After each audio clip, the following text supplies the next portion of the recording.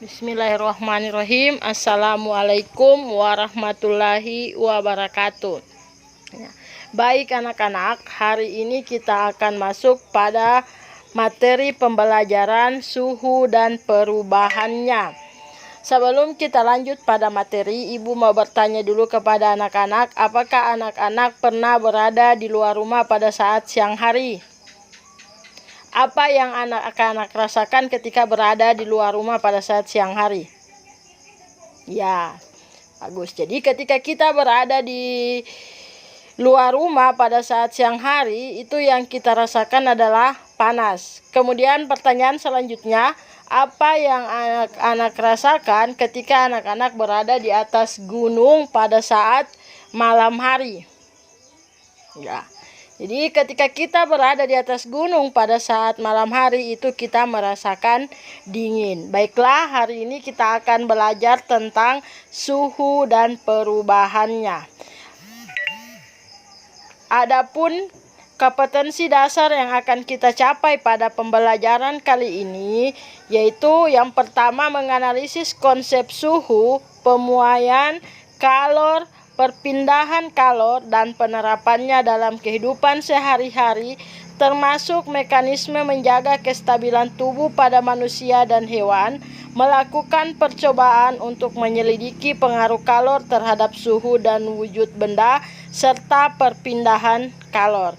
Sedangkan indikator pencapaian kompetensi pada pembelajaran kita kali ini yaitu yang pertama adalah menjelaskan definisi suhu, membedakan skala termometer, menerapkan perhitungan konversi suhu, menjelaskan berbagai jenis termometer, menentukan skala suhu dengan melakukan pengukuran suhu dengan menggunakan termometer, menentukan skala termometer tak berskala dengan membandingkan dengan termometer berskala. Melakukan percobaan mengukur suhu suatu benda dengan menggunakan indera perasa. Melakukan percobaan mengukur suhu suatu benda dengan menggunakan termometer. Melakukan percobaan untuk membuat skala termometer yang tak berskala. Sedangkan tujuan pembelajaran kita kali ini melalui studi pustaka dan menyaksikan tayangan video, anak-anak diharapkan dapat menyebutkan pengertian suhu, menyebutkan satuan-satuan suhu, menjelaskan definisi suhu, dan satuan-satuan suhu dengan tepat dan benar.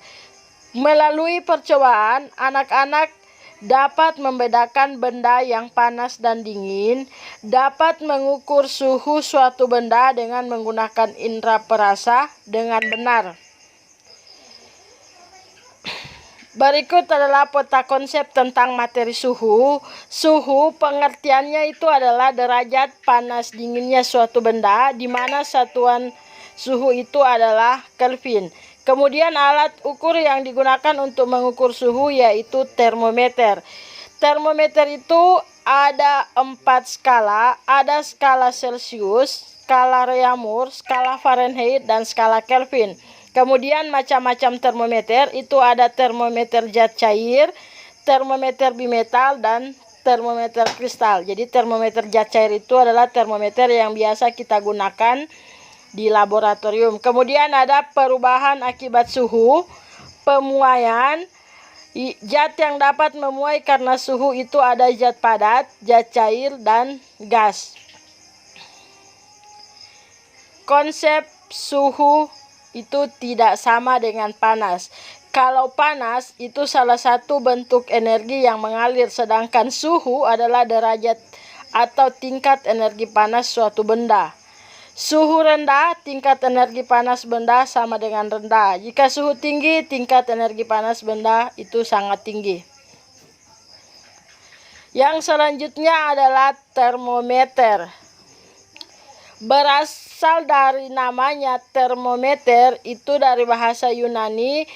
Termos itu artinya panas, sedangkan meter artinya mengukur. Jadi termometer itu adalah alat ukur panas. Di mana sifat kerja dari termometer itu adalah sifat termometrik zat. Volume zat akan berubah apabila dipanaskan dan didinginkan. Energi panas menyebabkan molekul zat cair bergerak menjauh, jarak molekul merenggang, volume bertambah, massa zat tetap.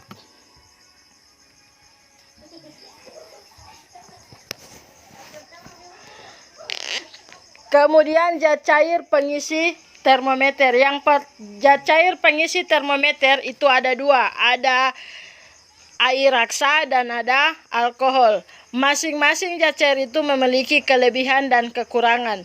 Untuk air raksa, kelebihannya yaitu tidak membasahi dinding, pipa kapiler mudah dilihat karena mengkilat, cepat mengambil panas dari suatu benda yang sedang diukur, jangkauan suhu cukup lebar, titik bekunya minus 40 derajat Celcius dan titik didihnya adalah 36 derajat Celcius.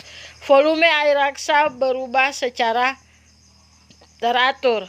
Sedangkan alkohol keuntungannya adalah harganya murah. Lebih teliti, untuk kenaikan suhu yang kecil, alkohol mengalami perubahan volume yang besar. Dapat mengukur suhu yang sangat rendah sebab titik beku alkohol itu minus 130 derajat Celcius. Sedangkan kerugian dari alkohol adalah dia membasahi dinding kaca, titik didihnya rendah, alkohol tidak berwarna, perlu pewarna agar dapat dilihat. Zat cair pengisi termometer. Mungkin adik-adik bertanya kenapa bukan air yang digunakan untuk mengisi termometer. Air tidak dapat digunakan untuk mengisi termometer karena air memiliki sifat anomali. Sebagian besar zat akan memuai jika dipanaskan, akan tetapi pada suhu 0 sampai 4 derajat Celcius, air justru mengalami penyusutan. Jadi berikut adalah grafik sifat anomali air. Salah satu akibat anomali air, akibat yang menunjukkan kebesaran Tuhan. Jadi anomali air ini termasuk dalam anugerah kebesaran Tuhan. Karena pada musim dingin, sungai laut hanya membeku pada permukaannya. Sedangkan bagian dalam tidak beku sehingga ikan akan berbagai biotanya tetap bertahan di musim dingin. Coba saja anak-anak bayangkan jika air tidak memiliki sifat anomali, kalau membeku semua air laut, jadi kita selama itu tidak bisa makan ikan karena semua ikannya mati. Oke. Lanjut. Selanjutnya adalah skala termometer. Jadi tadi seperti tadi saya sudah katakan bahwa skala termometer itu ada 4, ada skala Celcius, yang kedua adalah Fahrenheit, yang ketiga Reaumur, dan yang keempat adalah Kelvin. Dasar penetapannya itu batas atas suhu di mana air mendidih, kemudian batas bawah itu suhu di mana air membeku. Penetapan angka bersifat arbiter sesuai kehendak para penemunya. Selanjutnya adalah skala termometer. Jadi termometer Celcius namanya adalah termometer Celcius karena pertama kali dibuat oleh Andreas Celsius dari Swedia pada tahun 1701, yang lahir pada tahun 1701 dan meninggal pada tahun 1744. Titik tetap atas menggunakan air yang sedang mendidih yaitu 100 derajat Celcius. Sedangkan titik tetap bawah menggunakan air yang membeku atau es yang sedang mencair yaitu 0 derajat Celcius. Perbandingan skalanya adalah 100.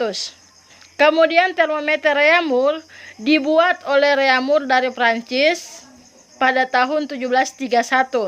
Titik tetap atas menggunakan air yang mendidih pada suhu 80 derajat Reaumur. Titik tetap bawahnya menggunakan es yang mencair yaitu pada suhu 0 derajat Reaumur. Perbandingan skalanya itu 80 derajat Reaumur. Kemudian yang selanjutnya adalah termometer Fahrenheit. Dibuat oleh Daniel Gabriel Fahrenheit dari Jerman yang lahir pada tahun 1986 dan wafat pada tahun 1736. Titik tetap atas menggunakan air mendidih pada suhu 212 derajat Fahrenheit. Titik tetap bawah menggunakan es mencair pada suhu 0 derajat Fahrenheit. Perbandingan skalanya adalah 180 derajat Fahrenheit. Yang terakhir adalah termometer Kelvin. Dibuat oleh Kelvin dari Inggris yang lahir pada tahun 1848 dan wafat pada tahun 1954. Titik tetap atas menggunakan air mendidih dengan suhu 373 derajat Kelvin dan titik bawah menggunakan es mencair pada suhu 273 derajat Kelvin. Perbandingan skalanya adalah 100 derajat Kelvin.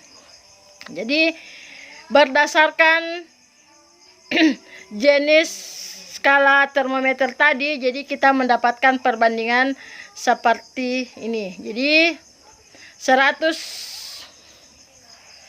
TA kurang TB itu per TX kurang TB sama dengan TA kurang TB per TY dikurang TB, di mana TA adalah titik tetap atas, TB adalah titik tetap bawah, dan TX adalah skala yang diketahui dan TY adalah skala yang ditanyakan.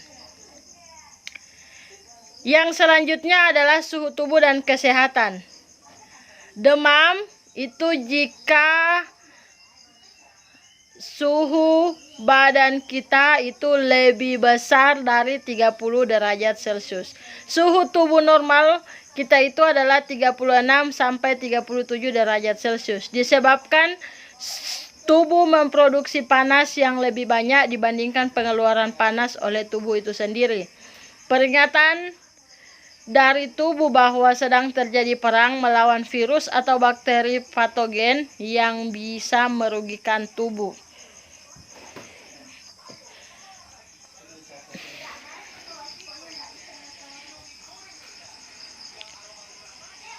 Demam akan mengeluarkan lebih banyak cairan tubuh sehingga tubuh menjadi rawan dehidrasi. Banyak-banyaklah minum air putih dan mengkonsumsi buah untuk mengimbangi cairan tubuh yang dikeluarkan.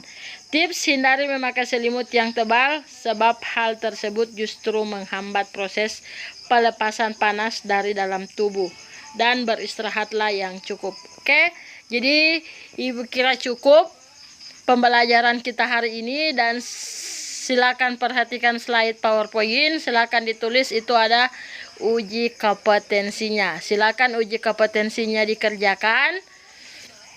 Ibu kasih waktu 20 menit, kemudian dikumpul. Setelah itu pelajari materi selanjutnya untuk pertemuan berikutnya. Jadi demikian. Billahi taufiq wal hidayah. Wassalamualaikum warahmatullahi wabarakatuh.